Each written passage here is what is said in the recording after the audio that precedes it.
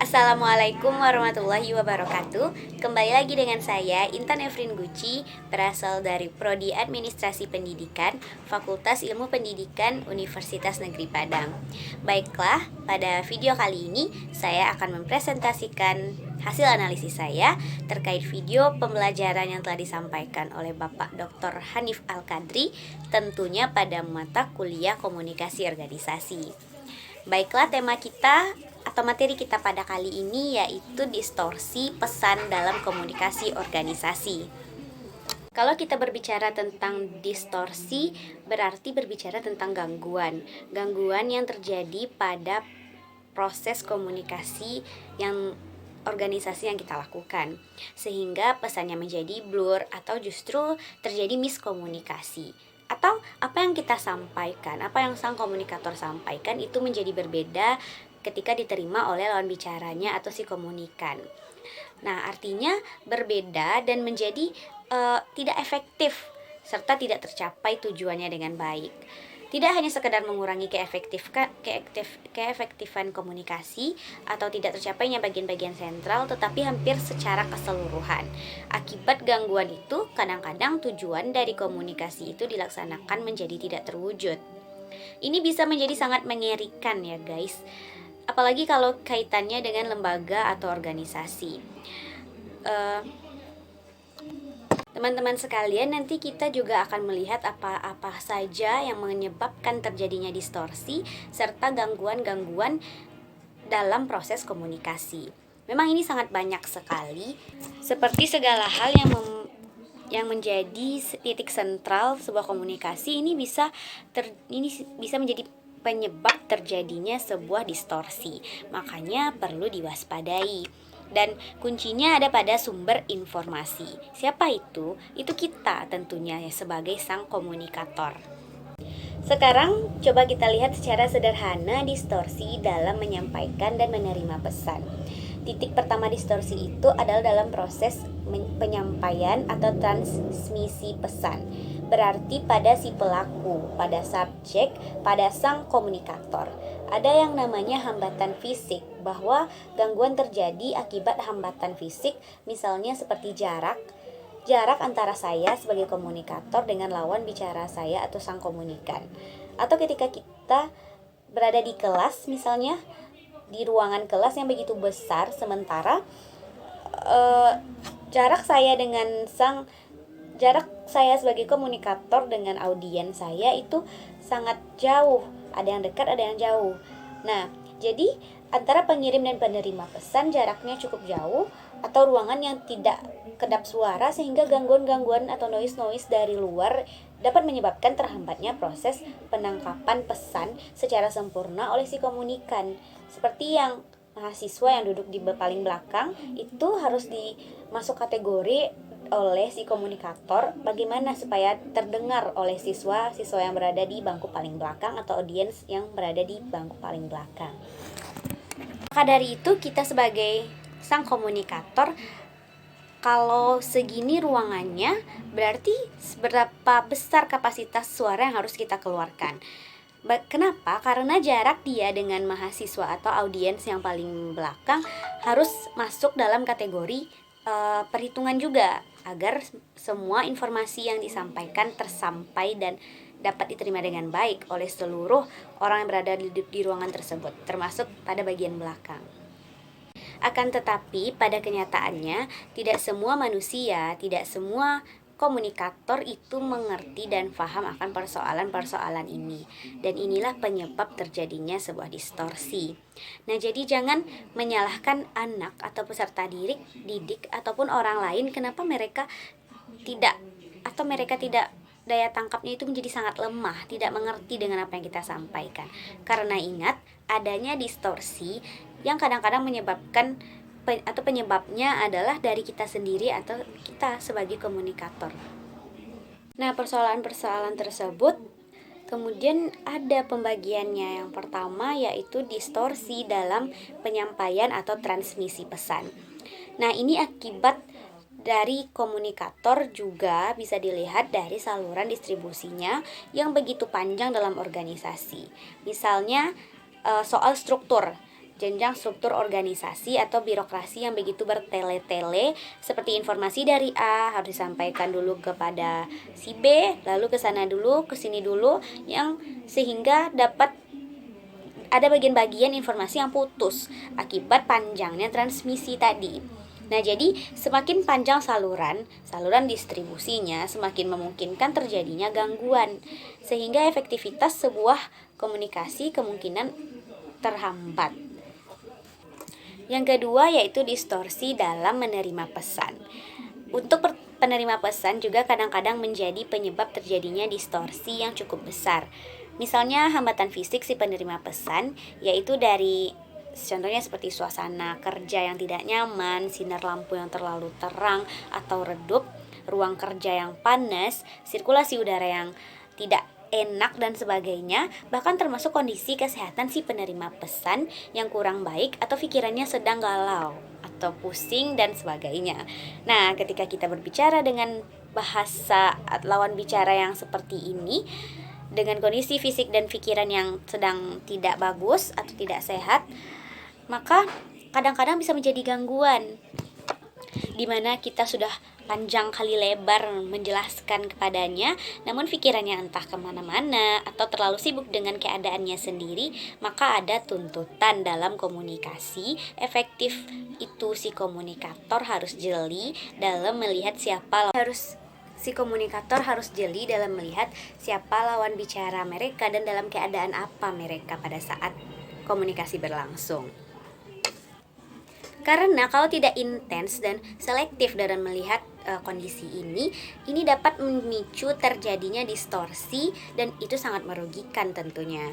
Contohnya yang lain yaitu distorsi dalam menerima pesan, yaitu hambatan mental. Hambatan mental itu terkait dengan perbedaan intelektual, perbedaan kapasitas kemampuan, perbedaan pendidikan, dan ini tentu saja dapat menghambat proses pertukaran informasi atau pertukaran pikiran dalam berkomunikasi. Nah, artinya orang yang level pendidikannya dan disertakan dengan pengalaman ketika berbicara dengan yang pendidikannya, maksudnya saya berada di level tinggi, itu akan berbeda daya tangkapnya atau daya serapnya serta daya juga imajinasinya. Maka tuntutannya lagi-lagi kepada sang komunikator. Gunakanlah bahasa yang mudah dimengerti oleh lawan bicara kita sehingga komunikasi efektif terjadi dan kita dapat memperkecil terjadinya distorsi pesan tersebut. Yang ketiga yaitu distorsi dalam mengartikan pesan itu sendiri. Artinya perbedaan latar belakang, usia, jenis kelamin, status sosial, termasuk ekonomi, budaya, dan sebagainya, itu bisa menjadi distorsi dalam memaknai pesan, bisa menjadi penyebab gangguan, noise, bahasa.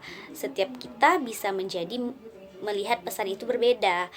Nah, yang kedua itu perbedaan atau berbeda interpretasi kata. Jadi pemaknaan terhadap kata yang berbeda itu menjadi gangguan atau distorsi pesan yang akan kita sampaikan.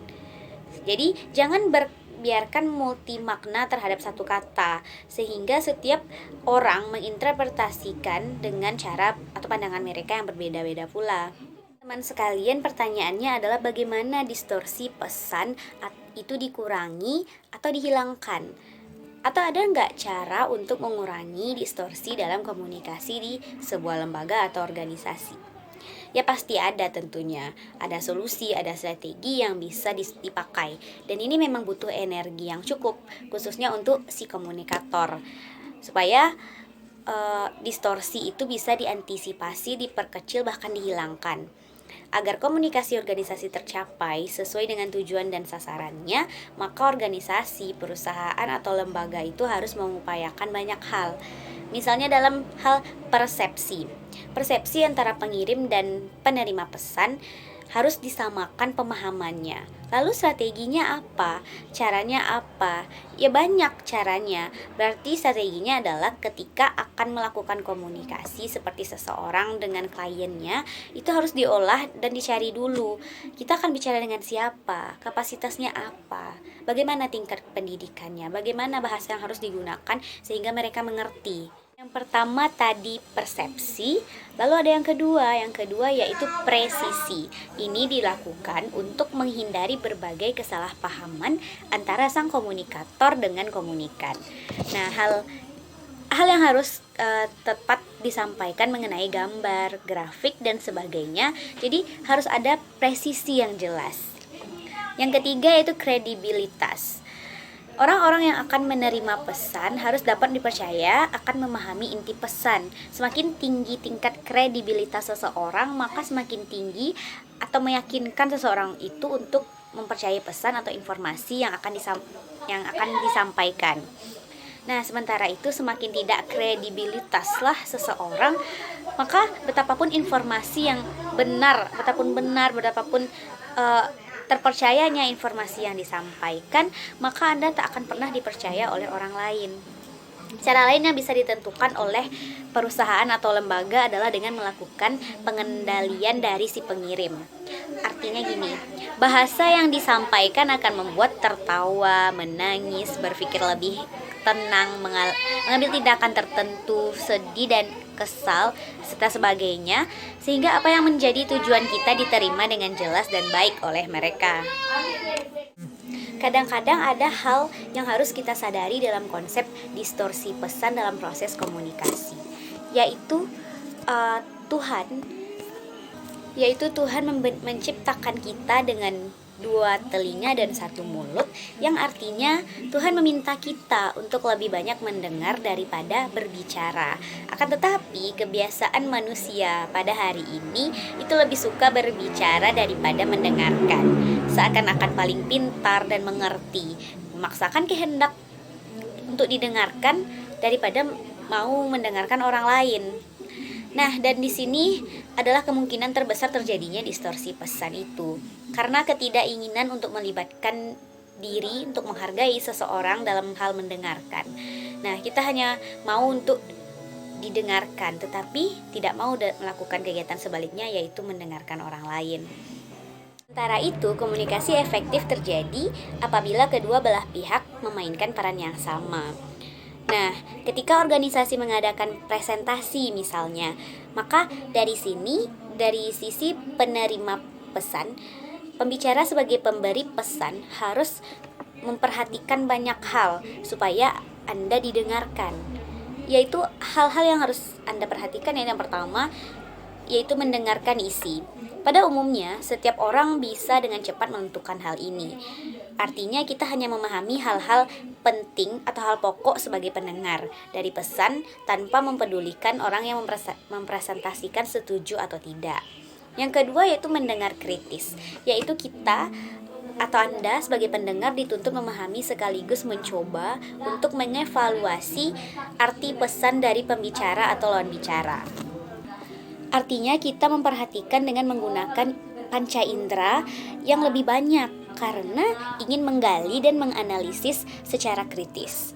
Yang ketiga yaitu yang lebih luar biasa dari tuntutan komunikasi efektif sehingga nuansa distorsi itu bisa diperkecil bahkan dihilangkan adalah ketika lawan bicara kita menggunakan indera pendengarannya yang aktif atau kita menyebutnya empati.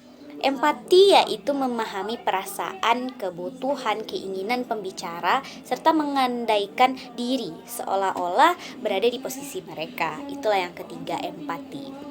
Betapa tidak enaknya ketika tidak didengarkan, betapa tidak enaknya kita diacuhkan dan tidak dihormati sebagai pembicara, maka rasa empati itu dibangun sebagai pendengar. Sehingga kita sebagai pendengar dapat menghargai sudut pandang mereka sebagai pembicara yang di depan. Teman sekalian, sekarang kita coba lagi melihat atau menganalisis secara lebih jauh tentang proses atau subjek yang didengar supaya tidak mudah dilupakan. Jadi sekurang-kurangnya ada 5 aktivitas dalam proses mendengarkan agar objek yang didengar itu tidak mudah kita lupakan. Yang pertama yaitu menghadiri. Artinya secara fisik, lahir dan batin ada bahwa kita menyediakan alat indera, terutama alat indera pendengaran kita yang memang untuk pesan yang disampaikan disertakan dengan hati dan pikiran, sehingga kita bisa mengantisipasi semua hal yang bisa menghambat. Nah, kita bisa lebih fokus, lebih intens dalam mendengarkan. Itulah yang hadir atau menghadirkan panca indera tadi, yaitu dengan menghadirkan indera pendengaran kita untuk mendengar mereka secara keseluruhan dan intens tentunya. Selanjutnya yang kedua yaitu menginterpretasikan. Tadi yang pertama menghadirkan, nah yang kedua yaitu menginterpretasikan. Berarti arti atau memaknai inti dari apa yang mereka sampaikan. Nah, kalau sudah sampai pada tahap ini, berarti kita sudah memainkan hati dan seluruh panca indera untuk menangkap apa yang disampaikan oleh si komunikator atau si sumber informasi tadi. Yang ketiga yaitu kemampuan mengingat, yaitu menyimpan pesan untuk dirujuk di kemudian hari, dirujuk untuk diulang lagi, maksudnya dikaji lagi di kemudian hari. Berarti perhatian kita itu jadi berlipat, otomatis tidak hanya pikiran, tidak hanya kuping, mata, seluruh panca indera tertuju pada menyampaikan atau penyampaian pesan tadi, karena ada hasrat yang ingin mengingat pesan-pesan yang disampaikan oleh komunikator kita. Yang keempat yaitu evaluasi. Ialah kita itu mencoba untuk mengurai atau mengkaji kembali apa yang disampaikan. Nah, berarti pikiran atau keseluruhannya tertuju kepada mereka. Selanjutnya yang kelima yaitu mampu memberikan tanggapan, yaitu bereaksi terhadap evaluasi, bereaksi terhadap pesan-pesan yang disampaikan, kemudian ikut serta berbicara atau memberikan umpan balik sebagai center atau balikan sebagai center. Nah, kalau 5 hal ini kita lakukan besar kemungkinan komunikasi ini akan menjadi efektif. Dan kenapa? Karena semua bisa diluruskan melalui pemberian umpan balik tadi atau tanggapan tadi. Kalau memang terjadi kesalahan, nah itu bisa diluruskan oleh si komunikator kita. Tapi ya memang balik lagi, tidak semua kita itu mau untuk mendengarkan. Padahal Tuhan telah memberikan 2 telinga dan 1 mulut, jelas-jelas kita diminta untuk 2 kali lebih sering untuk mendengarkan daripada berbicara. Karena menjadi pendengar yang baik, sebagian besar tergantung kepada kemampuan serta koreksi kita terhadap berbagai hambatan. Nah, misalnya seperti ketika seseorang mendengarkan secara langsung, terus dia menarik kesimpulan, maka pendengar seperti ini menutup pikiran terhadap informasi tambahan. Nah, ini termasuk dalam kalimat dispensif. Nah, itu tadi contoh yang pertama. Contoh yang kedua yaitu seperti pendengar yang berpusat pada diri sendiri. Nah, biasanya mengalihkan perhatian mereka dari pembicara pada diri sendiri. Artinya bisa kita simpulkan sebagai orang yang tidak mau menyimak, guys. Selanjutnya yang ketiga yaitu ini menurut penelitian. Seseorang yang berbicara antara 120 sampai 150 kata per menit dalam situasi biasa, tetapi pikiran seseorang sebenarnya dapat memproses informasi yang didengar bisa 4 kali lipat lebih cepat dari yang berbicara. Maksudnya gini, jadi kalau mereka mau mendengarkan, maka mereka bisa menangkap informasi tersebut 4 kali lipat lebih cepat daripada mereka berbicara. Tetapi pada kenyataannya memang malah sebaliknya, lebih banyak yang suka didengarkan daripada mau untuk mendengarkan orang lain. Teman-teman, sudah sampailah kita di penghujung video. Kesimpulan dari saya, yaitu distorsi dari komunikasi organisasi sebenarnya sering terjadi, yang mana mengakibatkan tujuan dari organisasi tidak tercapai secara efektif. Nah, karena hanya dengan mendengarkan, sebenarnya kita bisa untuk membuat sebuah komunikasi efektif terjadi dalam sebuah organisasi. Namun, ya begitulah manusia. Hanya mau sekarang ya, pada zaman sekarang untuk didengarkan, tetapi tidak mau untuk mendengarkan orang lain. Nah, untuk menjadi seseorang yang mau membangun komunikasi efektif terjadi, maka Anda harus mau mendengarkan dan menghargai orang lain ketika berbicara, sehingga komunikasi lancar dan tidak terjadi distorsi pesan dalam sebuah komunikasi ataupun komunikasi organisasi nantinya.